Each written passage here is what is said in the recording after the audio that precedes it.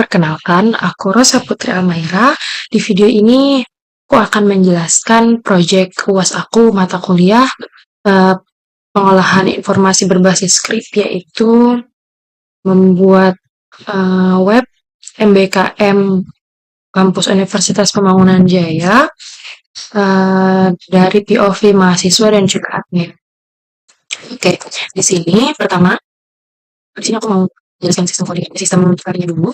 Jadi di sini yang pertama ketika kita mau masuk ke webnya, kita sudah pasti harus login. Di sini saya akan membuat untuk dari POV mahasiswa dan juga admin. Di sini saya mencoba untuk dari mahasiswa dulu. Ini passwordnya. Sudah password.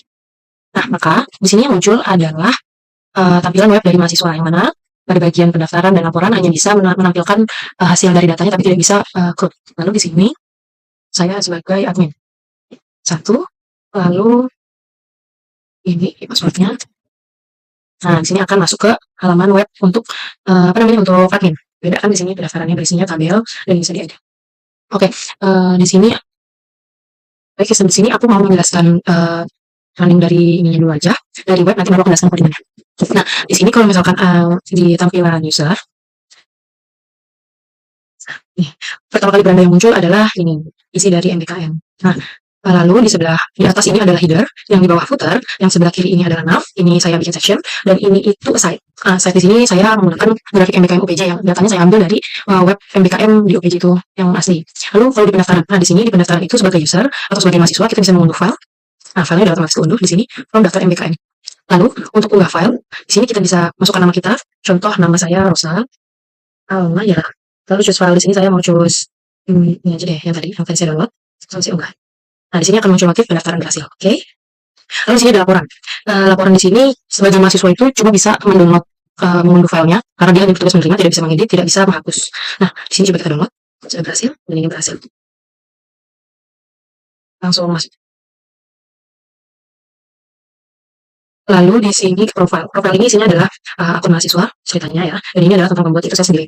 Nah, di sini saya membuat aplikasi ini tidak mengetik manual dari isi-isi yang di sini seperti ini. Itu saya tulis semua dari dalam database. Nah, seperti ini.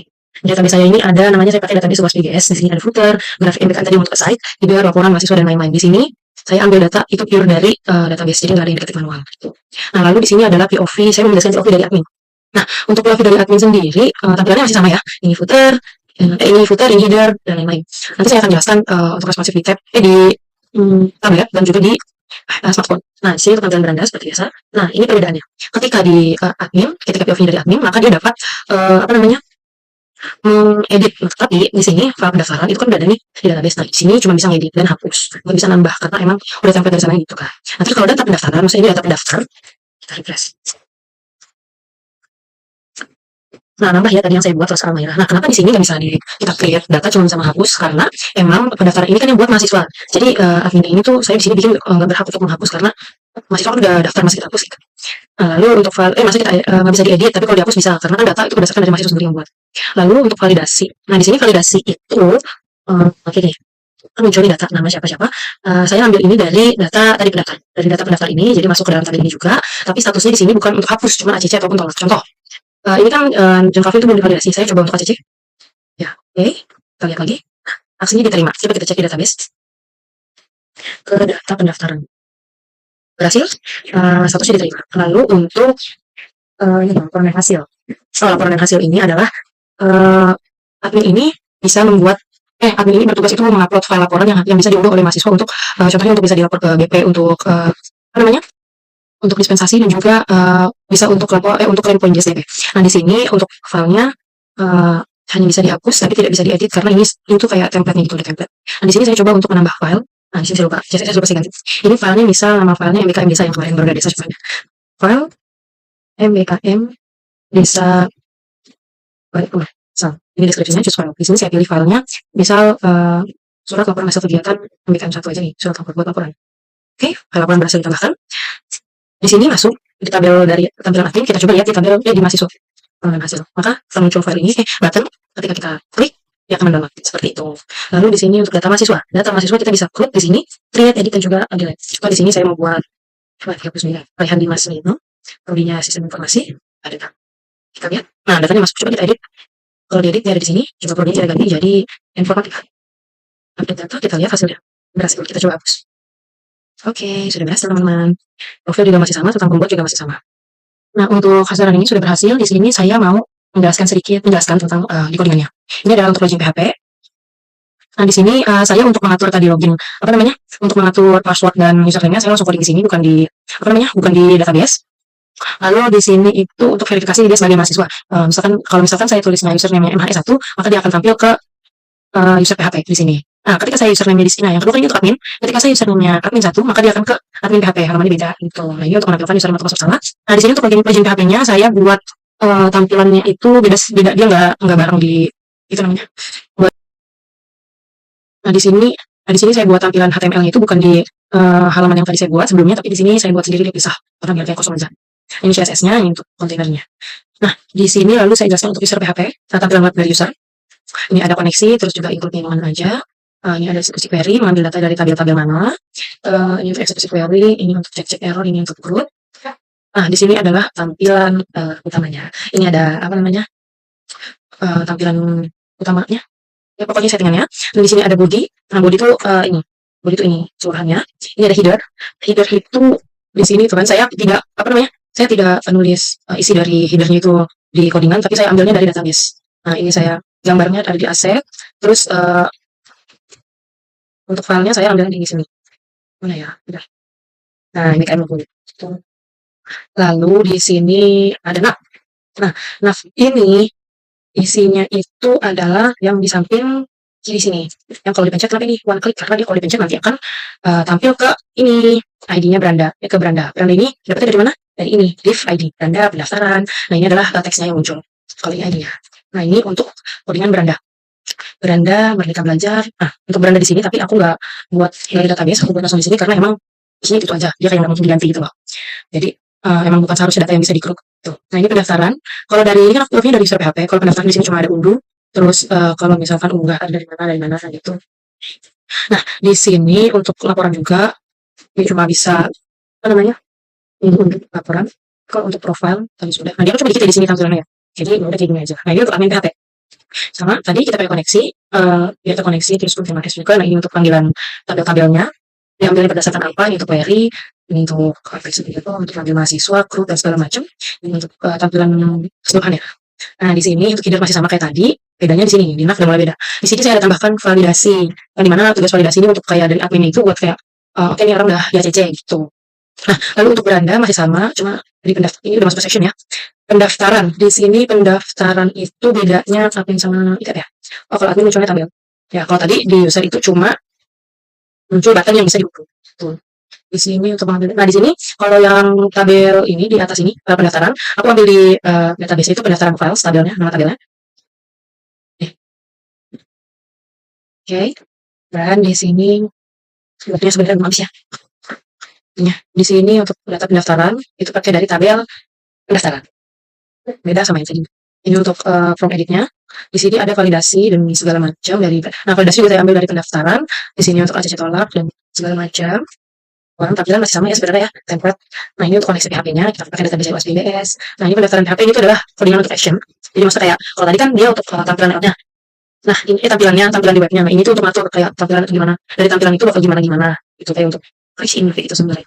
Ini apa ya? Ini pendaftaran. Oh, ini untuk tambah data. Ini untuk file uploadnya tuh apa aja dari tabelnya tuh kolom-kolomnya.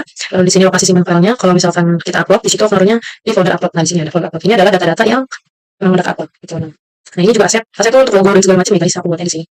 Ini lokasi tujuan filenya, jadi kalau di upload tuh tujuannya adanya di mana, naruhnya di tabel pendaftaran. Gitu.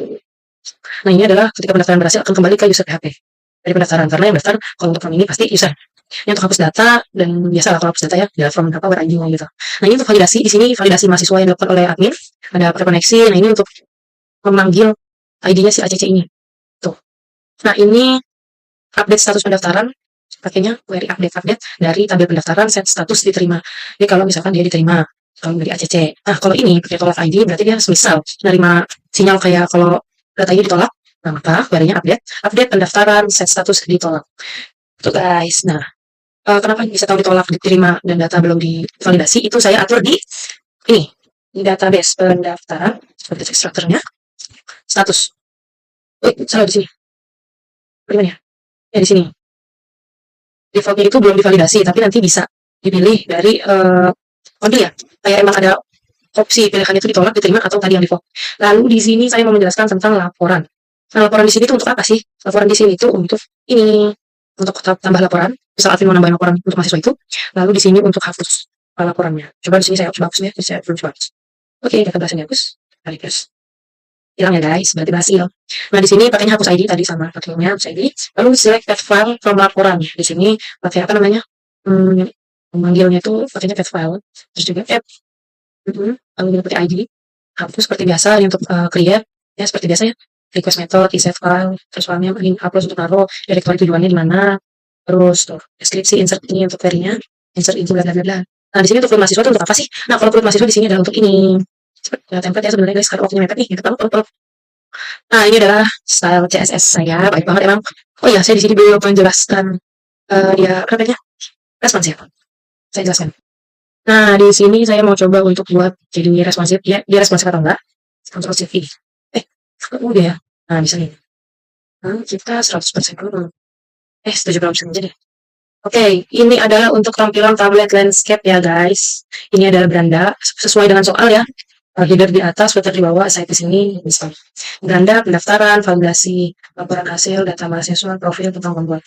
Tidak ada yang ngacak ya bentuknya. Lalu kita coba untuk smartphone. Di sini kita 100% dulu. Oke, ini adalah tampilannya. Besarnya udah. Nah, ini sesuai dari soal juga bentuknya kayak gini. Vertikal ke bawah. Kita coba cek ada yang berantakan atau enggak. Oke, nggak ada yang berantakan ya. Lalu di sini saya mau coba yang ini kan tampilan admin ya. Saya mau coba untuk tampilan user. Oke, ini smartphone. Kecil. Masih sama ya teman-teman. Aman semua untuk tampilannya. Coba kita untuk tablet. Oke, sama aman. Oke, aman ya. Oke, jadi di sini aku mau menjelaskan kontribusi aku di web ini. Jadi sebenarnya kita ada salah tangkap ya. Saya pikir nggak boleh sama tuh jadi buat masing-masing gitu. Jadi tapi akhirnya enggak. Dan untungnya di situ aku berbuat untuk user PHP belum dari Dovi dari teknologi. Untuk Dovi dari admin itu kita buat bareng-bareng. Dan di sini untuk user PHP-nya itu juga aku kontribusinya aku buat di sini melengkapi user PHP. Ya. Nah, di sini aku itu ngasih untuk profil tentang pembuat dan juga grafik-grafik itu yang ada di tadi. Nah, grafik itu ini sebagian aside-nya. Tuh. Mana tadi gitu. Lalu selain itu juga aku bikin admin PHP, admin user PHP, terus juga aku buat login PHP. Di sini aku juga menambahkan login PHP baru 7 jam yang lalu aku taruh. Nah, ini tadi halaman loginnya yang udah aku jelaskan tadi. Lalu di sini aku apa lagi ya? Taruh. Kita coba lihat di sini deh. Enggak tuh lihatnya gimana ya? Di sini juga saya buat untuk daftar PHP. Terus daftar PHP itu aku buatnya untuk tampilan admin. Di sini pendaftaran PHP ini. Lalu di sini aku juga buat di sini admin PHP ini siapa ya? Ini buat apa? Nah, ini yang pendaftaran ini untuk edit. Admin PHP. Nah, kalau yang daftar PHP ini itu ininya apa namanya? Aksinya, actionnya. Lalu aku buat apa lagi ya? Bukan login install CSS juga. Nah, kan kalau untuk bagian apa namanya? Bagian template ini masih sama, jadi kita masih pakai yang di apa namanya? Pakai yang di sebelumnya itu yang user PHP. Yang user PHP. Jadi untuk admin tetap sama itu, cuma kita ganti di bagian nav-nya, bagian sectionnya aja. Seperti itu. Jadi di sini kayak aku tambahin yang validasi, terus juga tampilan di sininya beda. Cuma diubah aja dari yang tadinya. Itu codingnya ngambil dari database. Itulah kenapa dari codingannya semua data-datanya aku pakai database. Jadi biar kalau untuk buat kayak gini nih, untuk dari admin itu gampang seperti itu teman-teman.